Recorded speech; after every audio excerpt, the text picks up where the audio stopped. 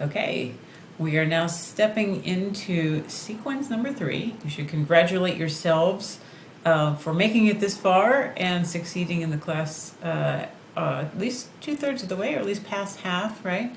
So let's take a look at this one. This one's different than the other two. You should by now have a fairly good representation or understanding of who is going to be in your group. If there are going to be any issues, and there probably are at this point, maybe people in your group don't respond, or you're worried about a particular thing, this would now be the time in which you can send me an email to say, hey, this is an issue, what do you think of this? And I will take a look at that. But I will probably be posting shortly here the official groups for sequence 3, but they should be the people that you're already familiar with. Now, this particular one is going to be focusing on artificial intelligence, which of course is taking over everything in social media sometimes, and also in our lives, making changes to how we look at things, making changes to how we prepare things, making changes to how I grade you, lots of different things. So we wanted to really delve into this subject because it's going to be with us for a long time. Now, here are the deliverables or graded components of this particular sequence. Eventually, you will have, as a group, you will put together a 7 to 8 minute multimedia presentation. Usually that means PowerPoint slides with some sort of recording that goes along with it. That doesn't have to be PowerPoint. I've had groups do all kinds of other things. As long as there is a visual component and an audio component, and you guys can figure out how you want to do that as a group. Some groups do everything together. Some groups split these things up, so they'll have maybe 2 people will do the recording, and other people will do the research and the writing. Some people have everybody in the group be part of it.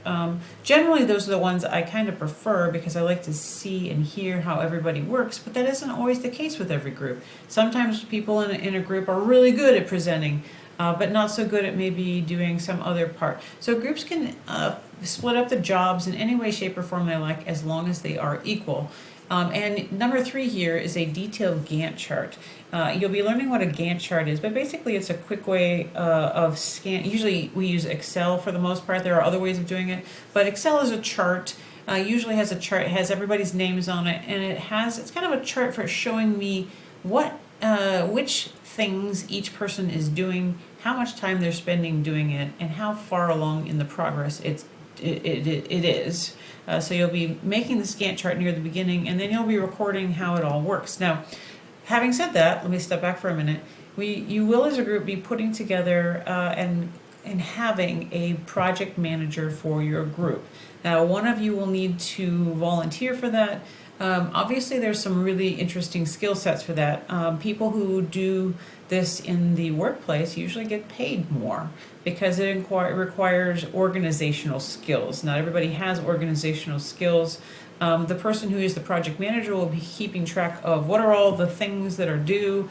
Now, obviously, you see 3 graded components, a multimedia presentation, some memos with progress reports, and then a Gantt chart. But there are other deadlines and things that are a part of that, like somebody needs to do the research. Who's going to do the research? Are all of you going to do the research?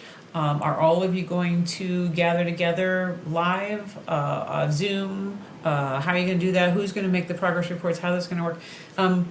You guys can split it up, the work up, any way you wish, as long as it's equal. And that is really important. Sometimes I've had in the past a really good product turned in, but the group did not split it up equally. One person ended up doing a majority of the work, and that type of project is not going to succeed. That's not the way it works, and that's going to not get an A, right? So you're going to have strengths and weaknesses in your group. Part of this job of the sequence number 3 is to figure those out. So you're going to need to have conversations with one another. What are you good at? What are you not good at? What are things you want to do? What are things you don't want to do? And we need to work around those, right? So you guys are going to need to do that. Now, some groups, lots of groups, in fact, a lot of successful groups do try and meet live. Now, that doesn't necessarily mean live in person in a room, although it often does. But you could do it via Zoom, right? Or some other way in which you are actually in the same space and able to converse with one another and say, hey, I'm having this problem. What are you doing? let's figure this out. One of the things that we want to encourage is problems in this particular sequence. We want there to be problems. We want you to figure them out now, and so that you don't have to worry about those later on. Okay? So, when you go to the real world and you have issues, because there are going to be issues everywhere, we want you to be able to look at those as challenges and say, okay, I've got this challenge, what do I do about it? All right, so let's take a look at it. So, first you'll be discussing amongst one another who's going to be the project manager. The project manager should know everybody's contact information, how they prefer to contact. So some people like phones. Who does that, right? Some people like texting, some people like Discord, some people like only this email or only that email. You need to figure that out. How do I contact you, and what are your strengths and weaknesses? Are you one of those people that likes to be on time or early? Are you one of those people that tends to be later? Talk about those things amongst yourselves as a group and say, look, this is what I'm going to be doing. This is how it works. This is how I tend to work that's not going to be good, or that is. You really need to talk about those things so that your group members are familiar with how things are going to flow. Okay, so you're going to be beginning with, and there's a link here for top-rated tech-related podcasts. You're going to be beginning with a tech-related podcast having to do with artificial intelligence. It doesn't have to be one of the ones listed there. It can be any one of your own as well. But I want you to start with a podcast because it's a different kind of source, and I want you to be familiar with different types of sources.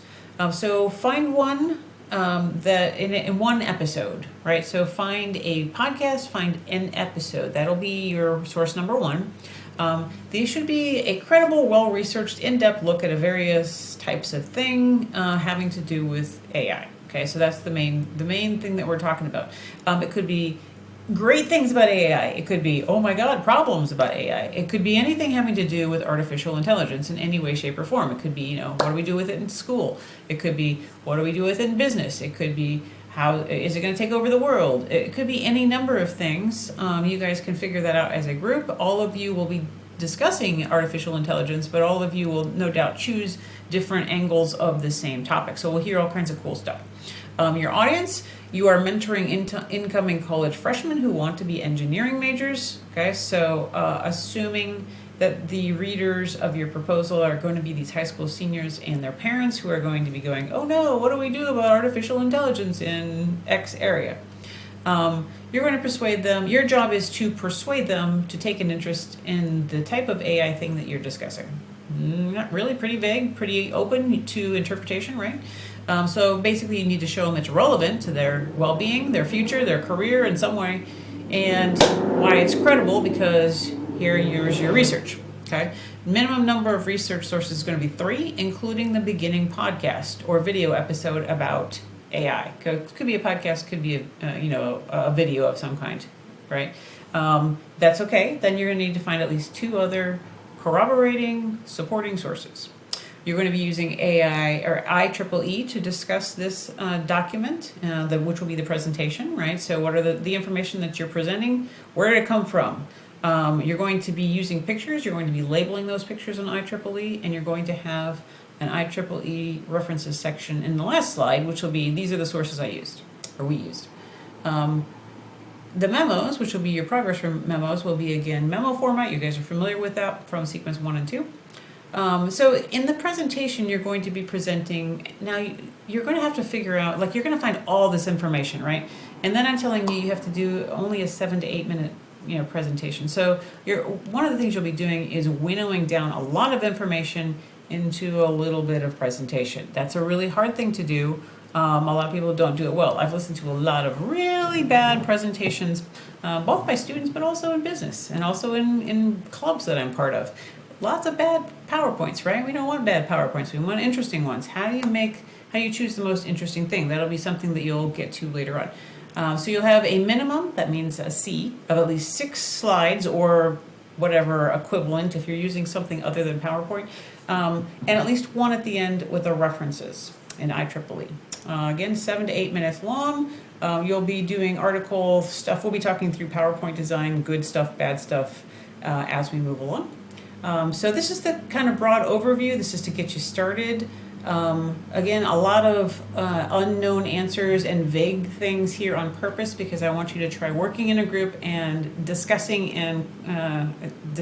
arguing, whatever that case may be, going, what do we do about this? What do we do about that? You should find a way to do that a lot as a group. So that's your opening.